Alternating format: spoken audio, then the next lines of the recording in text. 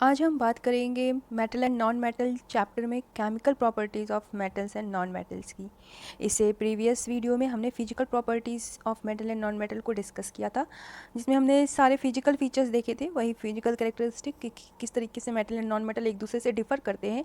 आज हम chemical properties देखेंगे कि कैसे कोई मेटल या नॉन मेटल किसी दूसरे सब्सटेंस के साथ में रिएक्ट करके और डिफरेंट डिफरेंट प्रोडक्ट का फॉर्मेशन करते हैं, और मेटल और नॉन मेटल अपनी केमिकल प्रॉपर्टीज़ में एक दूसरे से कैसे डिफ़र करती हैं। तो आइए बच्चों स्टार्ट करते हैं आज का ये वीडियो।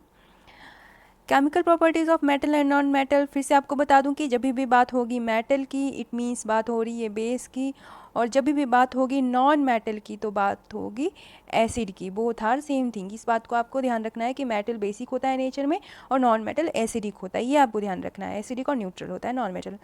तो चैप्टर 1 में आपने पढ़ा था, और एसिड बेस वाले चैप्टर में भी आपने रिएक्टिविटी सीरीज़ पढ़ी थी मेटल्स की। इस रिएक्टिविटी सीरीज़ को रिकॉल कर लेते हैं केमिकल प्रॉपर्टीज़ पढ़ने से पहले, मोस्ट इंपॉर्टेंट है। अगर आपने रिएक्टिविटी सीरीज़ नहीं रिकॉल किया, इसको नहीं समझा, तो केमिकल रिएक्शंस, केमिकल प्रॉपर्टीज़ आपको क्लियर नहीं होंगी। तो देख लेते हैं बच्चों, फिर से एक बार रिकॉल कर लेते हैं केमिकल रिएक्टिविटी सीरीज़। अगर मेटल्स की बात करें तो ऊपर से नीचे आने पर रिएक्टिविटी जो है वो डिक्रीज़ होती है। रिएक्टिविटीज़ के डिक्रीज़ होने का ऑर्डर है ये। तो सबसे ज़्यादा रिएक्टिव अगर हम बात करें तो पोटेशियम है, then sodium, then calcium, then magnesium, then aluminium, then zinc, then iron, then tin, then lead, then hydrogen, then आपका इससे नीचे बढ़ते हैं कॉपर, मरकरी आपका आता है, then silver, then gold, and last platinum. तो अगर देखा जाए तो सबसे ज़्यादा मोर रिएक्टिव जो है आपका पोटेशियम है, और लेस रिएक्टिव आपका प्लैटिनम है। तो हम यहाँ पर रिएक्टिविटी को डिस्कस करेंगे। आप देख रहे होंगे 3 कलर में यहाँ पर शो किया गया है। ऊपर जो है आपको मोर रिएक्टिव है, ये आपके येलो से शो किए गए हैं, और हाइड्रोजन जो है आपका वाइट से शो किया गया। हाइड्रोजन के ऊपर के मोर रिएक्टिव केसेस माने जाते हैं, और हाइड्रोजन के नीचे के लेस रिएक्टिव जो ब्लू से शो किए गए हैं। तो जो आपका ये कॉपर है, सिल्वर है, मरकरी, सिल्वर, गोल्ड, प्लेटिनम, ये सब क्या है, लेस रिएक्टिव। अब ये आपको रिएक्टिविटी सीरीज क्लियर हो गया होगा, इससे पहले भी हमने डिस्कस किया था इसे। तो आगे बढ़ते हैं, 1 बाय 1 हम केमिकल रिएक्शंस को डिस्कस करते हैं, इट मीन्स केमिकल प्रॉपर्टीज। तो सबसे पहले मेटल के केसेस को डिस्कस करेंगे, देन नॉन मेटल को।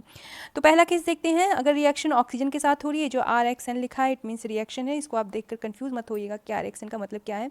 तो रिएक्शन विद ऑक्सीजन, ओके। तो कोई भी मेटल, जनरल रिएक्शन देख लेते हैं। कोई भी मेटल अगर किसी भी ऑक्सीजन के साथ रिएक्ट करेगा, ठीक, इसको हम ये भी कह सकते हैं मेटल रिएक्ट विद एयर। तो एयर में सबसे ज़्यादा है क्या, ऑक्सीजन है आफ्टर नाइट्रोजन। तो हम लोग क्या करेंगे, मेटल जो है को देखेंगे, ऑक्सीजन के साथ जब भी रिएक्ट करेगा तो मेटल ऑक्साइड बनाएगा, और ये नेचर में कैसा होगा, बेसिक। ये हम पहले भी डिस्कस कर चुके हैं, मेटल कैसे होते हैं, बेसिक, तो उनका ऑक्साइड भी क्या होगा, बेसिक। तो कोई भी मेटल हमेशा ऑक्सीजन के साथ रिएक्ट करके मेटल ऑक्साइड बनाएगा। अब ये चीज़ तो हम पहले चैप्टर में भी पढ़े हैं और एसिड बेसिस में पढ़े हैं। डिफरेंस क्या है कि हमें यहाँ पर रिएक्टिविटी सीरीज़ को देखना है। ये रिएक्शन जो है वो रिएक्टिविटी सीरीज़ पर डिपेंड करेगी। कैसे, जो हाइड्रोजन के ऊपर के आपके एलिमेंट हैं, मेटल्स हैं, like sodium, potassium, calcium, magnesium, वो तो ऑक्सीजन के साथ ईजिली रिएक्ट कर जाएंगे और बेसिक होंगे नेचर में, ऑक्साइड्स बना करके, ओके, रूम टेम्परेचर पे रिएक्ट कर जाएंगे।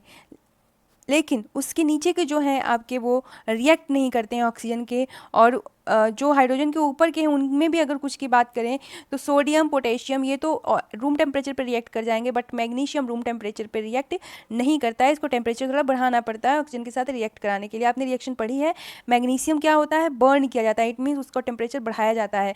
मैग्नीशियम ऑक्सीजन के साथ प्रेजेंस में बर्न होता है। आपको मालूम है कोई चीज़ भी बर्न अगर हो रही है तो वहाँ ऑक्सीजन गैस होगी, तो मैग्नीशियम ऑक्साइड बनाएगा आपका। ये रिएक्शन आप पहले भी पढ़े हो, और ये बेसिक होता है नेचर में। यही मैग्नीशियम ऑक्साइड को जब हम वाटर में डिजोल्व करते हैं तो ये मैग्नीशियम हाइड्रोक्साइड बनाता है और एक बेस होता है। लेकिन कुछ मेटल्स ऐसे भी हैं जो ऑक्सीजन के साथ रिएक्ट करते हैं तो वो बेसिक नहीं होते हैं नेचर में, वो एम्फोटेरिक होते हैं, जैसे कि एल्युमिनियम हुआ, जिंक हुआ। तो ये ऐसे मेटल हैं जो ऑक्सीजन के साथ रिएक्ट करेंगे और एम्फोटेरिक ऑक्साइड बनाएंगे, बेसिक ऑक्साइड नहीं बनाएंगे, एम्फोटेरिक। एम्फोटेरिक ऐसे ऑक्साइड होते हैं जो एसिड और बेस दोनों की तरह ही बिहेव करते हैं, ठीक। तो एम्फोटेरिक जो है वो एसिड और बेस दोनों की तरह बिहेव करते हैं। तो आपसे ऐसे सीबीएसई कॉन्सेप्चुअल क्वेश्चन में पूछ सकता है कि कोई 2 ऐसे मेटल बताइए जो एम्फोटेरिक होते हैं नेचर में, तो एल्युमिनियम एंड जिंक आप बता सकते हैं। या कोई 2 ऐसे ऑक्साइड बताइए जो एम्फोटेरिक होते हैं नेचर में, तो aluminium oxide and zinc oxide जो है एम्फोटेरिक होते हैं नेचर में। तो ये आपको क्लियर हो गया होगा, पहली प्रॉपर्टी रिएक्शन विद ऑक्सीजन। ऐसे ही नेक्स्ट हम डिस्कस करते हैं रिएक्शन विद वाटर। वाटर के साथ ये मेटल कैसे रिएक्ट करते हैं। तो वाटर के साथ वही मेटल रिएक्ट करेंगे जो रिएक्टिविटी सीरीज में जो है हाइड्रोजन के ऊपर होंगे, ठीक, हाइड्रोजन के ऊपर मतलब सोडियम पोटेशियम कैल्शियम ये वाले रिएक्ट करेंगे। हाइड्रोजन के नीचे जो आपके copper, mercury, silver, gold, platinum है, ये रिएक्ट नहीं करेंगे वाटर के साथ में। लेकिन अब यहाँ पर भी केस है, पहले जनरल रिएक्शन समझते हैं। कोई भी मेटल हाइड्रोजन के साथ रिएक्ट करने पर हमेशा कोई भी मेटल वाटर के साथ रिएक्ट करने पर हमेशा मेटल हाइड्रोक्साइड देगा और एक गैस रिलीज होगी जिसे हम कहेंगे हाइड्रोजन। क्लियर, हमेशा मेटल वाटर के साथ रिएक्ट करने पर मेटल हाइड्रोक्साइड देगा और जो गैस रिलीज होगी वो होगी हाइड्रोजन। अब यहाँ पर कुछ केसेस आते हैं, कुछ मेटल कोल्ड और हॉट वाटर के साथ रिएक्ट करते हैं, वो मेटल हाइड्रोक्साइड और हाइड्रोजन गैस देते हैं। लेकिन कुछ मेटल्स जो होते हैं वो स्टीम के साथ, भाप के साथ रिएक्ट करते हैं और ये प्रोडक्ट में मेटल हाइड्रोक्साइड की जगह मेटल ऑक्साइड बनाते हैं और हाइड्रोजन गैस ये भी रिलीज़ करेंगे। देख लेते हैं, जैसे पोटेशियम है वो कोल्ड वाटर के साथ रिएक्ट करके हाइड्रोक्साइड बनाएगा, पोटेशियम हाइड्रोक्साइड और हाइड्रोजन गैस। सोडियम जो है वो भी कोल्ड वाटर के साथ रिएक्ट करेगा, सोडियम हाइड्रोक्साइड बनाएगा आपका हाइड्रोजन गैस और साथ में हीट रिलीज होगी। कैल्शियम भी सेम केस, कोल्ड वाटर के साथ रिएक्ट करेगा। लेकिन मैग्नीशियम जो है वो हॉट वाटर के साथ रिएक्ट करके मैग्नीशियम हाइड्रोक्साइड बनाएगा। लेकिन एल्युमिनियम आपका है, एल्युमिनियम जो है वो स्टीम के साथ रिएक्ट करता है, एल्युमिनियम आपका स्टीम के साथ रिएक्ट करेगा और ये हाइड्रोक्साइड नहीं बनाएगा, ये ऑक्साइड बनाएगा। यहाँ देख लीजिए, एल्युमिनियम है और स्टीम के साथ लिखेंगे H2O ही, क्योंकि आपको मालूम है भाप जो है क्या होता है, H2O जो होता है उसका क्या है, गैसियस फॉर्म है, तो ये रिएक्ट करेगा उसके साथ में और एल्युमिनियम ऑक्साइड बनाएगा और हाइड्रोजन गैस रिलीज होगी।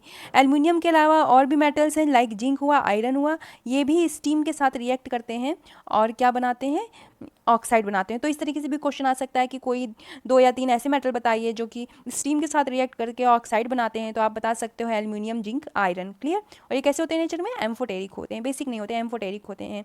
इनको एक फ्लो चार्ट के थ्रू भी समझ सकते हैं बच्चों। देख लीजिए, कोल्ड वाटर के साथ रिएक्ट करते हैं, कुछ होते हैं जैसे कि आपका सोडियम हुआ, पोटेशियम हुआ, कैल्शियम, और वो क्या बनाएंगे, मेटल हाइड्रोक्साइड। हॉट वाटर के साथ रिएक्ट करेंगे जैसे मैग्नीशियम, और वो भी क्या बनाएंगे, मेटल हाइड्रोक्साइड। ठीक, जब भी वाटर के साथ रिएक्शन हो रही है। लेकिन कुछ ऐसे मेटल हैं जैसे कि एल्युमिनियम, जिंक, आयरन, वो स्टीम के साथ रिएक्ट करते हैं और ऑक्साइड बनाते हैं हाइड्रोक्साइड की जगह। तो क्लियर हो गया होगा, वाटर के केस में, कोल्ड वाटर के केस में 3 केसेज हैं, एक कोल्ड, एक हॉट और एक स्टीम। ठीक, इसमें ये वाला केस एक्सेप्शन है, इसे जरूर तैयार कर लीजिएगा क्योंकि सीबीएसई हमेशा एक्सेप्शनल केसेस ही पूछता है। अगली प्रॉपर्टी देख लेते हैं, reaction of metal with hydrogen. जब भी किसी मेटल की रिएक्शन जो है वो हाइड्रोजन के साथ होगी, तो जनरल रिएक्शन की बात करें तो हमेशा मेटल जो है वो हाइड्रोजन के साथ रिएक्ट करके मेटल हाइड्राइड बनाएगा या फिर आयनिक हाइड्राइड बनाएगा, और वही मेटल हाइड्रोजन के साथ रिएक्ट करेंगे जो रिएक्टिविटी सीरीज में एवब हाइड्रोजन, हाइड्रोजन के ऊपर होंगे, हाइड्रोजन के नीचे वाले रिएक्ट नहीं करेंगे। आपका कॉपर हो गया, सिल्वर हो गया, आपका गोल्ड हो गया, मरकरी हो गया, प्लैटिनम हो गया, ये हाइड्रोजन के साथ रिएक्ट नहीं करेंगे। हाइड्रोजन के ऊपर जो थे सोडियम, पोटेशियम, कैल्शियम, मैग्नीशियम, ये सब जो है हाइड्रोजन के साथ रिएक्ट करते हैं और मेटल हाइड्राइड या फिर आयनिक हाइड्राइड बनाते हैं। ये आयनिक क्या होता है, या आपको अगले जो है वीडियो में हम अच्छे से समझाएंगे। तो यहाँ पर आप देख सकते हैं कि जैसे सोडियम हुआ, पोटेशियम हुआ, कैल्शियम हुआ, मैग्नीशियम हुआ, ये हाइड्रोजन के ऊपर के मेटल हैं, ये हाइड्रोजन के साथ रिएक्ट करते हैं और sodium hydride, potassium hydride, calcium hydride और मैग्नीशियम हाइड्राइड बनाते हैं, तो मेटल का हाइड्राइड बनेगा, इसी को हम आयनिक हाइड्राइड भी कहते हैं। क्लियर हो गया होगा आपको ये केस। जिस तरीके से ऑक्सीजन के साथ रिएक्ट करने पर ऑक्साइड बनता था, हाइड्रोजन के साथ रिएक्ट करने पर हाइड्राइड बनेगा।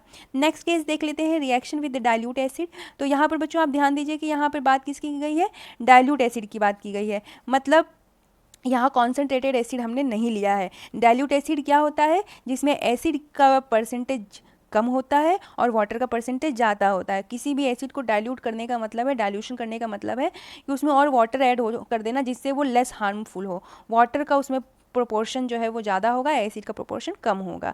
तो यहाँ पर डाइल्यूट एसिड के साथ रिएक्ट कर रहे हैं, तो मान लीजिए कोई भी एसिड है, जैसे हाइड्रोक्लोरिक एसिड है, सल्फ्यूरिक एसिड है, अगर वो डाइल्यूट है तो उसमें सल्फ्यूरिक एसिड, हाइड्रोक्लोरिक एसिड की मात्रा कम होगी, वाटर की मात्रा ज़्यादा होगी।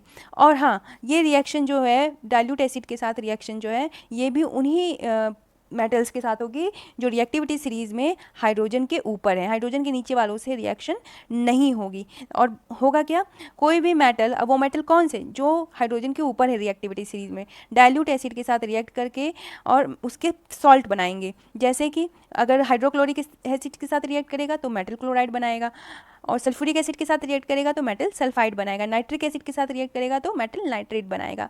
तो जिस तरीके का एसिड होगा डाइल्यूट, उस तरीके का सॉल्ट बना देगा। लेकिन कॉपर हुआ आपका सिल्वर हो गया, गोल्ड हो गया, प्लैटिनम हो गया, ये हाइड्रोजन के नीचे होते हैं, लेस रिएक्टिव होते हैं, वो डाइल्यूट एसिड के साथ रिएक्ट नहीं करेंगे। ये बात आपको क्लियर हो गई होगी। एक इम्पॉर्टेंट केस है, इसे आप लोग समझ लीजिए, बहुत ही ज़्यादा इंपॉर्टेंट है, सीबीएसई से कई बार पूछ भी चुका है दिस वन। अगर रिएक्शन नाइट्रिक एसिड के साथ हो रही है, अगर हम डाइल्यूट नाइट्रिक एसिड लेते हैं तो उसके साथ कोई मेटल रिएक्ट करता है हाइड्रोजन के ऊपर वाला रिएक्टिविटी सीरीज में, तो कभी भी वो हाइड्रोजन जो है नहीं देगा। ओके, हमेशा जो है ये मेटल सॉल्ट जो है मेटल क्लोराइड के साथ में हाइड्रोजन गैस रिलीज करते थे, है ना। कोई भी आपका मेटल है, हमने ले लिया जैसे Na ले लिया हमने, उसने HCl के साथ रिएक्ट किया तो NaCl बना आपका, सोडियम क्लोराइड, साथ में हाइड्रोजन गैस रिलीज हुआ। ठीक, तो ये तो नॉर्मल केस हो गया। लेकिन जब नाइट्रिक एसिड की बात की जाती है तो नाइट्रिक एसिड जब भी किसी मेटल के साथ रिएक्ट करता है तो वो बदले में हाइड्रोजन गैस रिलीज नहीं करता है। मेटल सॉल्ट के साथ में प्रोडक्ट में हाइड्रोजन गैस बनता है, लेकिन यहाँ पे हाइड्रोजन गैस रिलीज नहीं होगी, यहाँ पर वाटर बनेगा। क्यों? क्योंकि आपको मालूम है कि नाइट्रिक एसिड एक स्ट्रॉन्ग ऑक्सीडाइजिंग एजेंट है। ऑक्सीडाइजिंग एजेंट मतलब जो ऑक्सीजन दे। तो क्या होता है बच्चों कि जैसे कोई मेटल हमने लिया, उसके साथ में नाइट्रिक एसिड HNO3 ने रिएक्ट किया। अब ये HNO3 एक अच्छा ऑक्सीडाइजिंग एजेंट है, तो आपका मेटल नाइट्रेट बन जाएगा और साथ में हाइड्रोजन निकलने की जगह पर यह ऑक्सीडाइजिंग एजेंट है, ये तुरंत एक ऑक्सीजन इस हाइड्रोजन को दे देगा और यहाँ पर क्या बन जाएगा? वाटर। तो ये एक एक्सेप्शन केस है, इसे ध्यान रखिएगा कि जब भी कोई मेटल नाइट्रिक एसिड के साथ, डाइल्यूट नाइट्रिक एसिड के साथ रिएक्ट करता है तो वो हाइड्रोजन देने की बजाय, प्रोडक्ट में हाइड्रोजन गैस देने की बजाय वाटर देता है, बिकॉज नाइट्रिक एसिड एक स्ट्रॉन्ग ऑक्सीडाइजिंग एजेंट है। वो ऑक्सीडाइज कर देता है हाइड्रोजन को, इट मीन्स ऑक्सीजन दे देता है हाइड्रोजन को, और हाइड्रोजन और ऑक्सीजन मिलकर वाटर बना देते हैं। लेकिन कुछ केसेस ऐसे हैं, जैसे हम बात करते हैं मैग्नीशियम और मैग्नीज की, इनकी रिएक्शन जब वेरी डाइल्यूट नाइट्रिक एसिड के साथ रिएक्ट करता है। वेरी डाइल्यूट का मतलब ये है कि कोई नाइट्रिक एसिड डाइल्यूट है तो उसमें वाटर का परसेंटेज ज़्यादा है, लेकिन और वाटर उसमें ऐड कर दिया जाए तो वो वेरी डाइल्यूट हो जाएगा। मान लीजिए कि कोई हमने डाइल्यूट नाइट्रिक एसिड लिया जिसमें 70% वाटर है और 30% जो है आपका एसिड है, नाइट्रिक एसिड है। इसमें हमने और वाटर ऐड कर दिया, 90% वाटर हो गया और सिर्फ 10% आपका एसिड हो गया।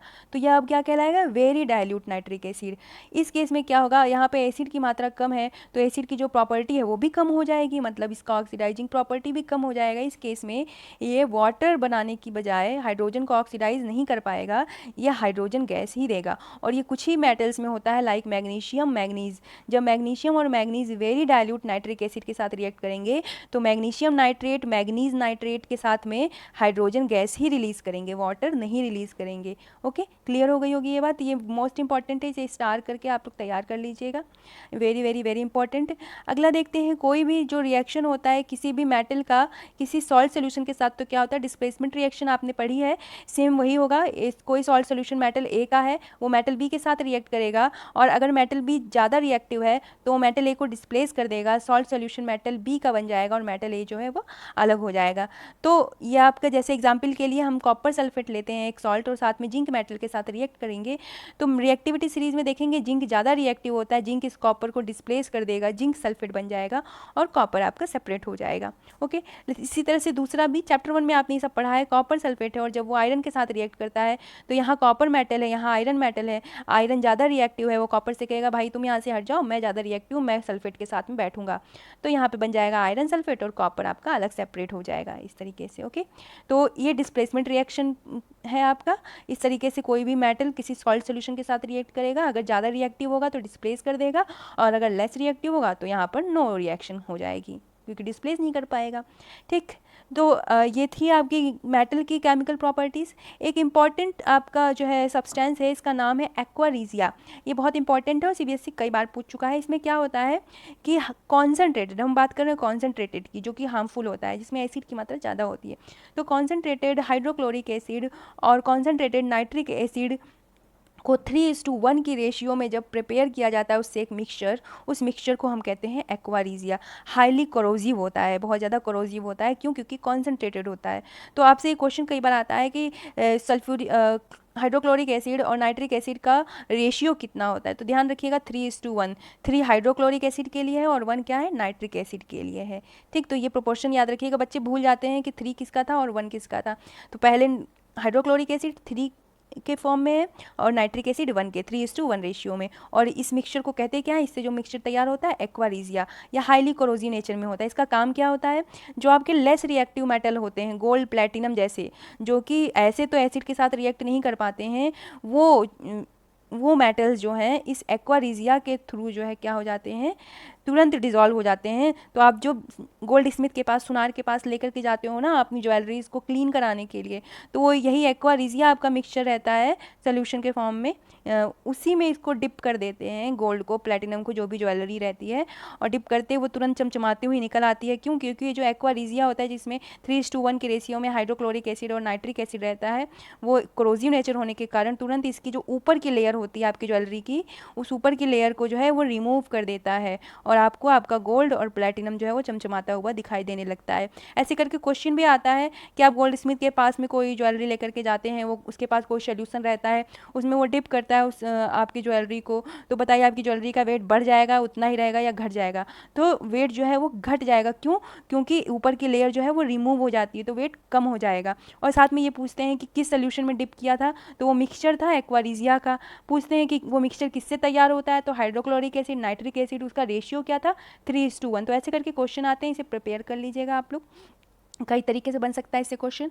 तो ये केमिकल प्रॉपर्टीज़ थी मेटल्स की। अब मेटल की केमिकल प्रॉपर्टीज जो होगी जस्ट उसके अपोजिट आपकी नॉन मेटल की केमिकल प्रॉपर्टीज़ हो जाएंगी। मेटल का सब कुछ अपोजिट।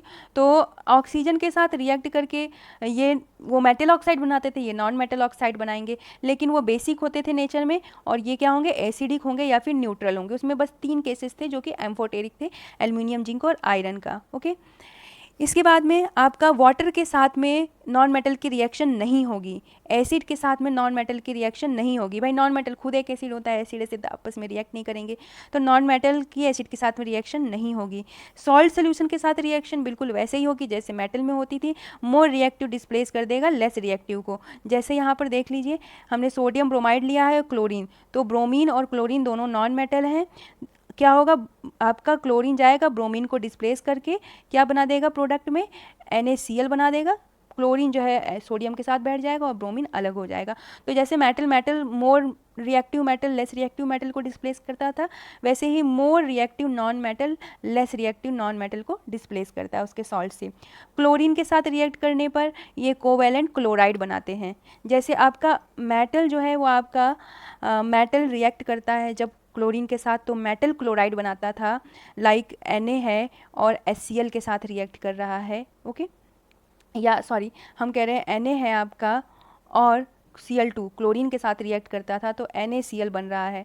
अब क्या है ये आयनिक क्लोराइड है। वैसे ही आपका जो नॉन मेटल है, जैसे हाइड्रोजन है नॉन मेटल हमने लिया है, ये क्लोरीन के साथ रिएक्ट करेगा तो हाइड्रोक्लोरिक एसिड या हाइड्रोक्लोराइड बना रहा है, हाइड्रोजन क्लोराइड गैस। तो ये क्या है आपका कोवैलेंट क्लोराइड होता है। अब आयनिक क्लोराइड और कोवैलेंट क्लोराइड क्या होते हैं, तो ये जो शब्द है आयनिक और कोवैलेंट, मेटल में आप आयनिक पढ़ रहे हो, नॉन मेटल में कोवैलेंट, ये जो है अगले वीडियो में इसको हम अच्छे से समझेंगे। नेक्स्ट इसी तरीके से हाइड्रोजन के साथ रिएक्शन देख लेते हैं। तो जैसे मेटल हाइड्राइड या कोवैलेंट हाइड्राइड, सॉरी आयनिक हाइड्राइड बना रहे थे, वैसे यहाँ पर नॉन मेटल जो हैं वो आपके नॉन मेटल हाइड्राइड या कोवैलेंट हाइड्राइड बना रहे हैं। जैसे सल्फर आपका नॉन मेटल होता है, जो अंडे में पीला पीला पोर्शन होता है वो सल्फर होता है, जब वो हाइड्रोजन के साथ रिएक्ट करेगा तो बनाएगा H2S, तो ये कोवैलेंट हाइड्राइड है या नॉन मेटल हाइड्राइड है, नॉन मेटेलिक हाइड्राइड। तो कोवैलेंट और आयनिक क्या होता है ये नेक्स्ट वीडियो में डिस्कस करेंगे। एक बार समराइज कर लेते हैं, जब आप लोगों ने पढ़ा रिकॉल कर लेते हैं। मेटल और नॉन मेटल के केस में मेटल हमेशा बेसिक ऑक्साइड बनाते हैं, नॉन मेटल न्यूट्रल या एसिडिक ऑक्साइड बनाते हैं। मेटल वाटर के साथ रिएक्ट करते हैं, नॉन मेटल वाटर के साथ रिएक्ट नहीं करते हैं। मेटल एसिड के साथ रिएक्ट करते हैं, नॉन मेटल एसिड के साथ रिएक्ट नहीं करते हैं। मेटल हमेशा आयनिक क्लोराइड बनाते हैं, नॉन मेटल कोवैलेंट क्लोराइड बनाते हैं। मेटल आयनिक क्लोराइड बनाते हैं और नॉन मेटल कोवैलेंट क्लोराइड है बनाते हैं। तो आई होप आपको ये वीडियो बहुत अच्छी तरीके से समझ में आया होगा, ये टॉपिक क्लियर हो गया होगा आपको। नेक्स्ट लेक्चर में हम ये आयनिक और ये जो कोवैलेंट हम पढ़ रहे हैं, मेटल के केस में आयनिक और नॉन मेटल के केस में कोवैलेंट, इसको हम डिस्कस करेंगे और क्लियर करेंगे। इस जो बच्चों इसका जो PDF है और प्रीवियस वीडियो का जो लिंक है आपको डिस्क्रिप्शन बॉक्स में मिल जाएगा, आप वहाँ देख लीजिए। आई होप आपको ये वीडियो पसंद आया होगा। आप अपने दोस्तों के बीच में इसे जो है शेयर कीजिए, आप भी लाइक कीजिए, सब्सक्राइब कीजिए। वीडियो आपको रेगुलर मिलते रहें, कोई भी गैप ना हो, इसके लिए बेल आइकन जो आपके राइट साइड में आता है उसको प्रेस कर दीजिए, जिससे आपको रेगुलर वीडियो मिल सके। आप सभी लोग सुरक्षित रहिए, स्वस्थ रहिए, सुखी रहिए। इसी के साथ अगले वीडियो में मिलेंगे। धन्यवाद।